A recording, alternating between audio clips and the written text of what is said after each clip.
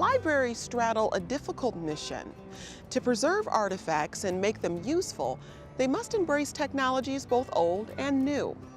Eva Rosenwald visited the University of Michigan's Bentley Historical Library to see how they're keeping a foot in the past and their eyes toward the future. Fran Bluen runs a campus institution that he freely admits has a confusing name, the Bentley Historical Library, which really isn't a library at all. It's an archive.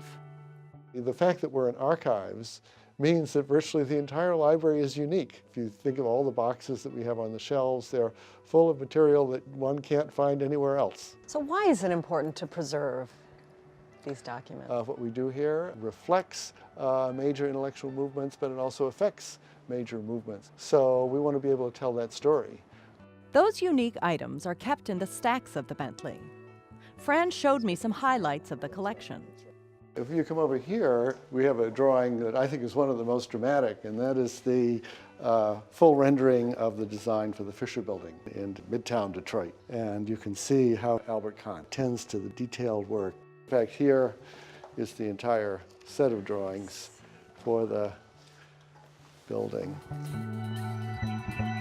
Okay, so now I'd like to show you some of the most valuable treasures at the library. All right. To give you a flavor of some of the range of things. When I first came to the Bentley in 1975, I was asked to go to New York to get the papers of Arnold Gingrich. And he was the editor of Esquire magazine during its very high literary period, and also an alumnus of the university. So we went down to this basement and pulled up this dirty, musty envelope. And this is what was inside.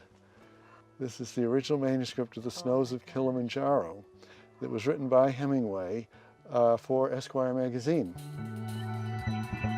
These are the earliest known documents of the University of Michigan. And this is the draft of the act that was prepared for the territorial legislature.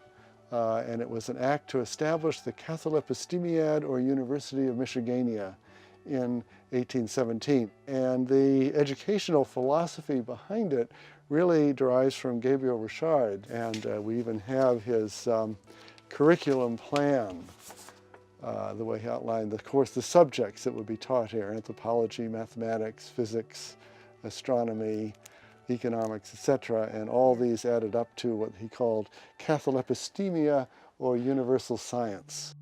While the Bentley is filled with old and rare materials, in the digital age, the nature of archives is changing.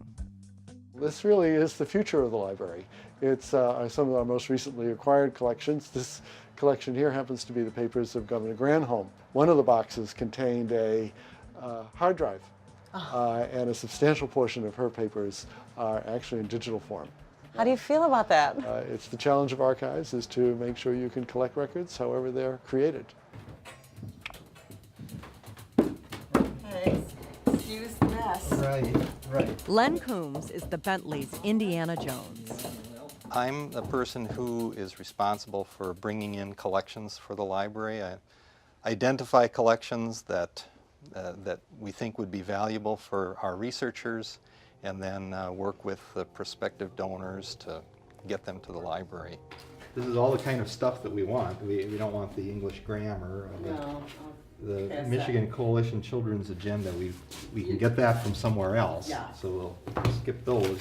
As an archive, that's really what we're looking for, is the materials that are unique.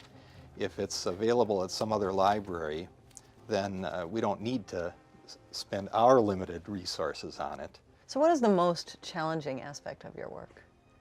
We have to predict and guess what researchers are going to be interested in the future. If we fill up the library with things that seem interesting to us but don't end up to be interesting to historians 50 years from now, then we've really not done our jobs correctly.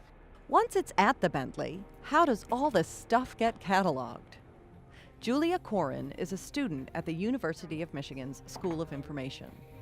Julia, what are you working on? I am working on the papers of Judge Minkowski, who was a judge in Warren, Michigan. We have a large collection of both his professional papers and collected materials that he put together about Michigan, Warren, and the Polish community in Detroit. Interesting. So you are going through them and trying to determine what is worth highlighting or saving? Yes, we're both working to determine what we should keep in the collection, what's actually useful information, and also how best to organize it so that it's useful for our researchers. With such vast and varied collections, novice researchers might be intimidated by the Bentley. But Karen Jania is there to make sure everyone is comfortable and productive. How much time do you spend acclimating them to what's here? It depends. Archives are different than libraries in that you do need a lot of mediation. In a library, if you know the call number, you can go to the shelf, just kind of read, pick the books you want. And in an archives, that's not the case. What happens is the researcher fills out a call slip. We can get them one box at a time or 5, 6 books, and they fill out the call slips, bring it to the reference desk, we get a location for it. It takes just a couple minutes to pull things. That's what we're here for, is to help them and to make it an enjoyable visit and let them really learn to rock with primary sources. I mean, people just love them. Among Karen's favorite items are the scrapbooks that students used to document their college years. They would put like programs from games, or maybe a flyer to an opera they went to, or a football ticket, or maybe some pictures, but it's like their memories of their life at the university. And now for us to look at those, it's like, oh my gosh, what's this, a dance card? What are dance cards all about? And so to learn about history that's been forgotten. What keeps the Bentley strong through evolving technologies and new challenges is a commitment to its core mission.